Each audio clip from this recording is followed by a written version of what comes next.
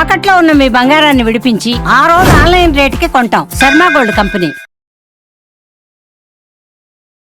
నమస్కారం, welcome to Suman TV. నేను గీతాంజలి. విశ్వావసు నామ సంవత్సరంలో ద్వాదశ రాశుల వారి జాతక ఫలితాలు ఏ విధంగా ఉన్నాయో తెలుసుకుందాం. వివరించేందుకు ప్రస్తుతం మనతో పాటు ఉన్నారు శ్రీచక్రపీఠం వ్యవస్థాపకులు, ప్రముఖ జ్యోతిష్య పండితులు బ్రహ్మశ్రీ ప్రదీప్ జోషి గురువు గారు. వారితో మాట్లాడదాం. గురుగారు నమస్కారం అండి. శ్రీమాత్రే నమః. గురుగారు, ఈ విశ్వావసు నామ సంవత్సరంలో ధనస్సు రాశి వారి జాతక ఫలితాలు ఏ విధంగా ఉన్నాయో తెలియజేస్తారా? విద్యుద్ధామ సమప్రభాం మృగపతి స్కంధస్థితాం భీషణాం కన్యాభిక్కరవాలకేట విలసదస్తాభిరాసేవితాం హస్తైశ్చక్రగధాసికేట విశికాంశ్చాపం గుణం తర్జనీం బిభ్రాణాం అనలాత్మికాం శశిధరాం దుర్గాం త్రినేత్రాం భజే. శ్రీమాత్రే నమః. శ్రీ గురుభ్యో నమః. మేషాది ద్వాదశ రాశుల యొక్క ఫలితాలు మనం ఈ విశ్వావసు నవ సంవత్సరంలో తెలుసుకోబోతున్నాం. ధనుస్సు రాశికి ఈ సంవత్సరం ఆదాయ వ్యయాలు ఎలా ఉన్నాయి? ధనుస్సు రాశి ఆదాయం 5, వ్యయము 5, రాజపూజ్యం 1, అవమానం 5. సో ఈ సంవత్సరం ఎట్లుందంటే ధనుసు రాశి వారికి బ్యాలెన్స్గా ఉంది. ఎట్లుంది అట్లనే ఉంటుంది, పెద్దగా తేడాలు ఏమీ ఉండవు. అన్లెస్ యూ హార్డ్ వర్క్, మీరు హార్డ్గా ట్రై చేస్తే తప్ప మీకు అదృష్ట యోగాలు అయితే వరించవు. కానీ అదృష్ట యోగం ఉంది. ధనస్సు అంటే ఏమిటి అంటే సగము శరీరం మృగము యొక్క శరీరము, తర్వాత మనిషి శరీరము, విల్లును ధరించినటువంటిది. అంటే వీళ్ళ యొక్క విలక్షణమైన వాళ్ళు ధనుసు రాశి వాళ్ళు. వీళ్ళు ఏంటంటే తాము పూర్తిగా అనుభవపూర్వకంగా నమ్మితే తప్ప దేన్ని నమ్మరు. ఇది మంచిది, చెడుని మాత్రం టక్కని నమ్మేస్తారు. అట్లుంటుంది ధనుసు రాశి. కాబట్టి అందులోనూ మూలా నక్షత్రం, మూల, పూర్వాషాఢ, ఉత్తరాషాఢ నక్షత్రం 1వ పాదం వరకు ఈ జాతకస్తులు ఎలా ఉంటారు అంటే మూలా నక్షత్రం, ముఖ్యంగా మూలా నక్షత్రం అద్భుతమైన తెలివితేటలు ఉంటాయి. కానీ ఈ సంవత్సరం ఆ తెలివితేటల్ని అహంకారం అనే మబ్బు కమ్మేస్తుంది. మీరు అహంకారం అనే మబ్బును తీసేస్తే అద్భుతమైన జాతకం ఇది ఈ సంవత్సరం. ఎవరు? ధనుసు రాశి వాళ్ళందరికీ. మీరు అహంకారం నుంచి బయటపడండి. అండ్ వన్ మోర్, ఇంకోటి ఏంటంటే ఈ ధనుసు రాశి వారికి ఉన్న ఒక చెడ్డ లక్షణం ఏమిటంటే వీరు గతంలో ఎప్పుడు జీవిస్తారు. ఏంటి? గతంలో జీవిస్తారు. వీళ్ళు 10 ఏళ్ళు అయినా సరే ఆ గతాన్ని మర్చిపోరు. దాన్ని పట్టుకొని బ్యాగ్ వేసుకొని తిరుగుతూనే ఉంటారు. ఏంది అంటే గతం బ్యాగ్ పట్టుకొని తిరుగుతూ ఉంటారు. నువ్వు గతం బ్యాగ్ వేసుకుంటే నువ్వు భవిష్యత్తు వైపు ఎలా పరిగెడతావు? ఇప్పుడు బ్యాగును మోస్తూ పరిగెత్తేవాడు ఫాస్ట్గా పరిగెత్తాడా? 2 చేతులు ఖాళీ చేసుకొని పరిగెత్తాడు ఫాస్ట్గా పరిగెత్తాడా? ఖాళీగా ఉన్నాడు. కానీ నువ్వు బ్యాగులు క్యారీ చేస్తావుగా. ఎందుకోసం అంటే మెమొరీ పవర్. ధనుస్సు రాశి వారికి మెమొరీ ఎక్కువగా ఉంటుంది. Most of the criminal advocates కానివ్వండి, తర్వాత బ్యాంకింగ్ సెక్టార్లో ఉండేది కానివ్వండి, చార్టర్డ్ అకౌంట్లు కానివ్వండి, వీళ్ళంతా ధనుసు రాశి వాళ్ళు ఉంటారు. మంచివాళ్ళు. కాకపోతే వీళ్ళు గతాన్ని మర్చిపోరు. గతం మర్చిపోతేనే భవిష్యత్తు ఉంటుంది. భగవంతుడు మనకి ప్రతిరోజు నిద్రను ఎందుకు ఇచ్చాడు? రోజు రాత్రిని ఎందుకు ఇచ్చాడు అంటే రోజు సూర్యోదయం ముందురా బాబు, జీవితం ప్రతిరోజు కొత్తగా చూడాలి.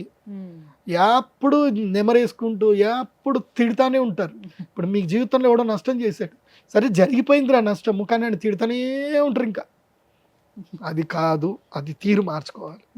మార్చుకుంటే ఈ సంవత్సరం ధనుసు రాశి వారికి 7వ గురువు వస్తున్నాడు. ఈ సంవత్సరం తప్పకుండా పెళ్లి చేసుకోవాలి. ధనుసు రాశి వారు ఎవరైనా పెళ్లి చేసుకోలేదంటే పెళ్లి చేసుకోండి.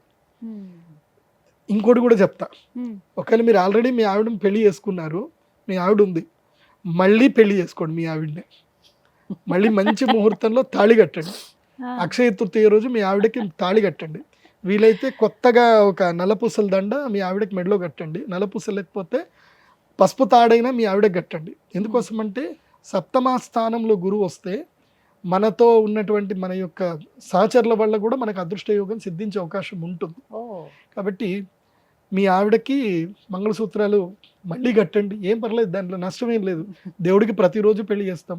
లేదంటే శ్రీరామనవమి రోజు రాముల వారికి కళ్యాణం చేయించండి. అక్షయ తృతీయ రోజు వెంకటేశ్వర స్వామి వారికి కళ్యాణం చేయించండి. సో కళ్యాణ సేవలు చేయించి మీ అదృష్టాన్ని ప్రయత్నం చేసుకోండి. నేను ఇందాక ఎవరికి తులారాశి వాళ్ళకి ఒక ట్రిక్ చెప్పాను, మళ్ళీ మీకు కూడా చెప్పాల్సిన అవసరం లేదు. తులారాశి ఒకసారి రాశిఫలాలు చూడండి, దాని లింక్ కూడా పెట్టండి. సింపుల్ చెప్తున్నాను, మీది డిజిటల్ కార్డు చేసుకోండి. స్టార్టప్ వైపు ప్రయత్నాలు చేయండి. గవర్నమెంట్ కూడా లోన్ ఇస్తుంది. సో ముద్రా లోన్స్ వస్తున్నాయి. దాని వైపుకి వెళ్ళి ఒక బ్యాంక్ మేనేజర్ని పరిచయం చేసుకొని అసలు ఈ ముద్రా లోన్స్ అంటే ఏంది, మీరు ఏమేం చేసుకోవాలి, ఏం కథ అని చూసుకొని స్టార్టప్ బిజినెస్ చేయండి. చేస్తే తప్పకుండా మీకు మంచి సంపద కలిగే అవకాశం ఉంటుంది.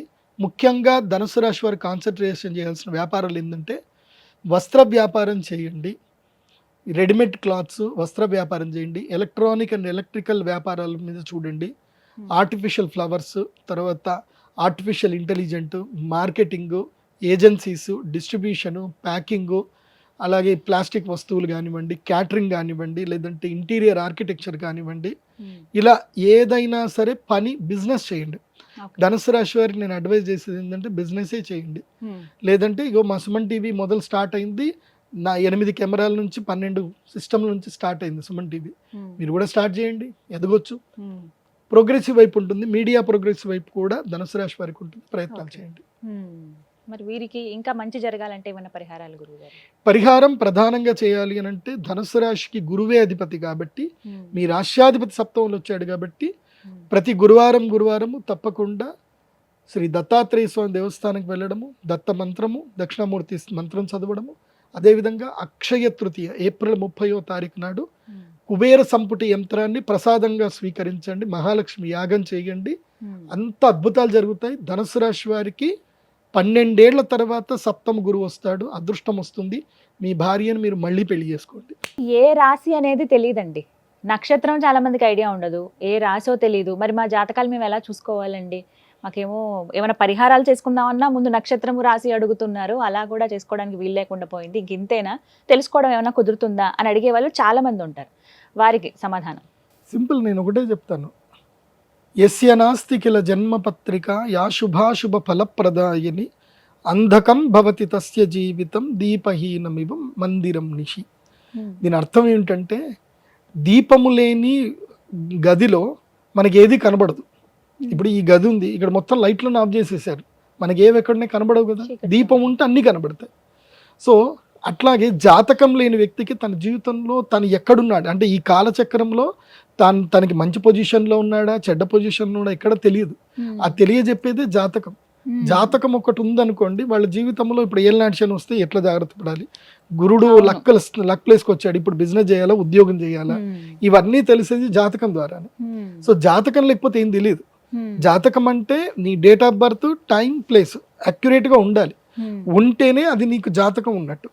జాతకం లేదు అనుకోండి, ఇక మీకు తల్లిదండ్రులు ఏదైతే పేరు పెట్టారో దాంతో మీరు రాశులు చూసుకోవాలి. జాతకం లేదు అంటే, ఒకవేళ మీ date of birth, time, place ఉంది, మీరు సింపుల్గా నా వెబ్సైట్ విజిట్ అవ్వండి, pradeepjoshi.com వెబ్సైట్ విజిట్ అవ్వండి. అక్కడ మీకు హోరోస్కోప్ డీటెయిల్స్ ఉంటాయి. మీ date of birth, time, place enter చేసి సబ్మిట్ చేస్తే మీ జాతకం మీకు PDF రూపంలో వస్తుంది. సో అక్కడ మీ జన్మ నక్షత్రము, జన్మ రాశి ఉంటుంది.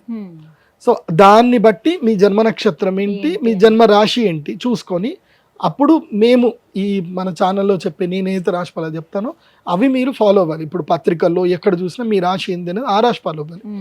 జాతకం ఉండి నంబర్ 1 ప్రిఫరెన్స్ ఏంది అని అంటే కనుక date of birth, time, place మీద వచ్చేదే ఒరిజినల్.